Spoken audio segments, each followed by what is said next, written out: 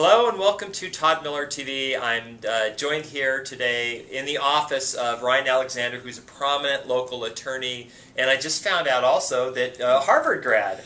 Yeah, thank you. So one of the elite. A lot of fun. Good. Yeah. Awesome. Perfect. So what I wanted to do was, I get this question all the time. Of course, I'm not an attorney, but I get the four things that can happen to a person and how it's going to affect them regarding their real estate, and that is whether they short sell it, foreclose, deed in lieu, or bankruptcy. They always say, like, what's going to happen to me if I do one of these things? What I always say is go talk to an attorney. So let's pretend they're sitting here. So start with short sale. Okay, so short sale. The key to a short sale is the short sale contract from the bank that's going to have an agreement between you and the bank that the bank is not going to hold you responsible for any deficiency that's left over after they take the house and sell it.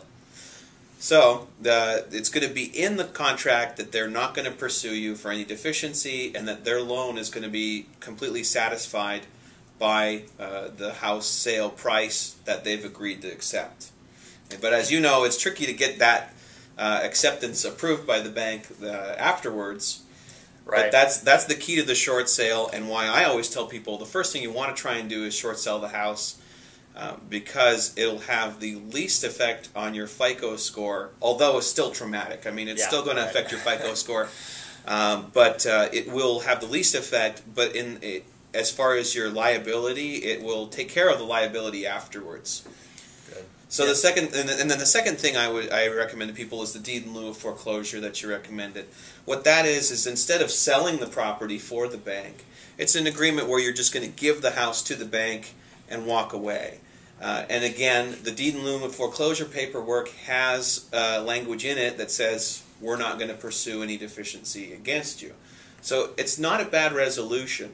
And in fact, 2 years ago, 3 years ago, it was the first thing I told people to do, to try and get a deed in lieu of foreclosure, because it saves you all the grief of trying to short sell. You just turn around and say, hey, look, take it back and forgive me the debt.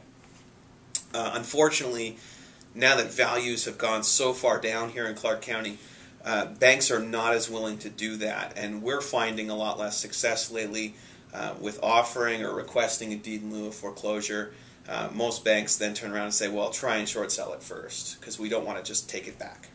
So, you mentioned with that letter that they get with the short sale, it typically comes toward the end, like of the process, which can be a long time, 6 to 8 months. Yeah. And you tell me if this is a good idea, but one of the things we've always done is for our sellers they're doing a short sale, in the purchase agreement, we always have it negotiated that even though the seller's saying they're going to sell the house, if they get that letter and they don't like it, or if they come to you and there's going to be bad stuff happen to them that doesn't work for them, and it's better for them to just let it foreclose for some reason, that this seller that can get out of the contract with the buyer. They have this provision that if they don't like the terms of that, they can just say, hey, you know what, I know we agreed to sell at this price, but now the bank's really going to do this bad thing to me, and I'd rather not have it happen. And I mean, is that something you think is reasonable? Yeah, and you definitely need those protections, because what you see too is that unfortunately, with both the short sale process and the loan modification process, is that as the loan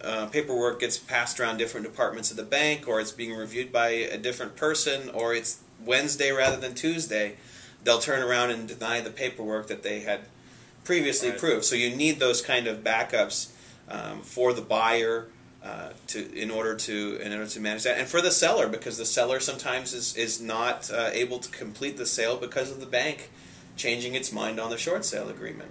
And in fact, one of the things with the short sale agreement, even in most of the agreements, it tries to be a contract that's not a contract, by saying, look, this isn't binding to us, it's not to the bank, it's just we're letting you do this. So you have to the buyer has to appreciate that as well, that the seller often doesn't have control of the short sale approval, and then it gets even more complicated if there's two mortgages, and if the two banks not holding the same loans, both banks have to agree to that, and that's where it gets a little trickier for the short sale process. Okay, now obviously bankruptcy is like a big. There's a lot of complexity to it. So let's just like some bullet points between a person just letting it get foreclosed and bankruptcy to relieve the debt. Tell me what some of the like bullet points, like advantages of one versus the other. Well, the advantages of, for example, a Chapter 7 bankruptcy, which is what we call a liquidation bankruptcy. Now, in a Chapter 7 bankruptcy, you can keep your home, and in Nevada, you can have up to $550,000 in equity in your home. So you could even own a home free and clear and still file a Chapter 7 bankruptcy here in Nevada. But what we find is that if your house is upside down, it's not worth keeping. Right. So we can return the house, no matter what the loans are, with no debt left over. And so for a homeowner who's considering that, you could have 2 loans or even 3 mortgages, and if you have a 3rd mortgage to buy a pool or put in something else, it's really difficult to short sell. It's almost impossible. And the bank's not going to approve a deed in lieu of foreclosure either, because they're going to have to pay off the 2nd and 3rd. So looking at bankruptcy, it gets rid of all the liens on the property and your obligation to them, and gives back the property. And then one of the other things that really helps people is that it gives you a time.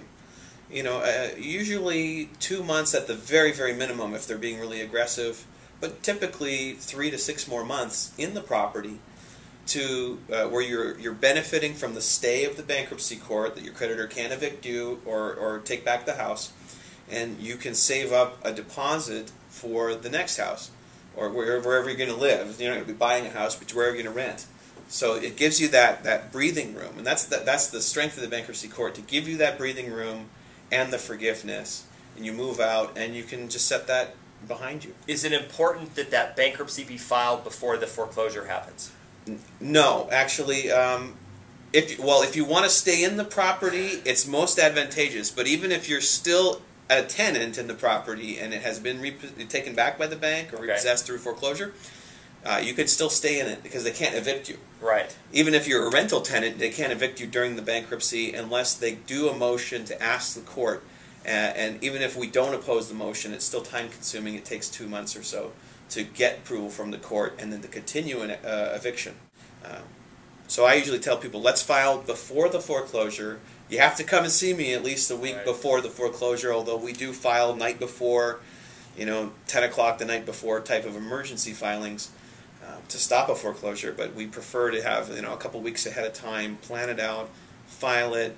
It'll take the foreclosure off calendar. And then they can't do anything until the bankruptcy court either approves the continuation and resetting of another foreclosure date, or the bankruptcy's over 6 months later, and then they continue the foreclosure. And we have people who filed a year ago and are still in their homes waiting, even well after the bankruptcy is done. So in every situation, it depends on the bank and what their intention is with that property and whoever's handling the paperwork that day. If somebody wants to talk about their specific situation regarding their property or anything dealing with bankruptcy, how do they get in touch with you? They can call me at 868-3311, and I'll set up a consultation with them, or they can email me at info@ryanalexander.us. And I meet with everyone personally for a consultation. We're going to go through a small questionnaire. I'm going to give you some paperwork that will explain some of your rights and some of the things that bankruptcy can and can't do for you. And you decide from there what you want to do and how this can work for you. And oftentimes, people will come in and I'll tell them, look, go look at a short sale first. You're 6 months ahead of this, or you're even a year ahead. Go look at a short sale. If that doesn't work, then call me. Free consultation by a Harvard law grad sounds like a pretty good deal to me. I can't change the price on that. But we do occasionally give free cookies and water. So I like that. All right. Well, thank you very much. All right. Thanks, Todd. Very, very appreciative. That's the episode for today. Don't forget, you can subscribe to the RSS feed and get updates every time. You can also follow on Twitter @LasVegasTodd. And that's the episode for today. Thanks for tuning in.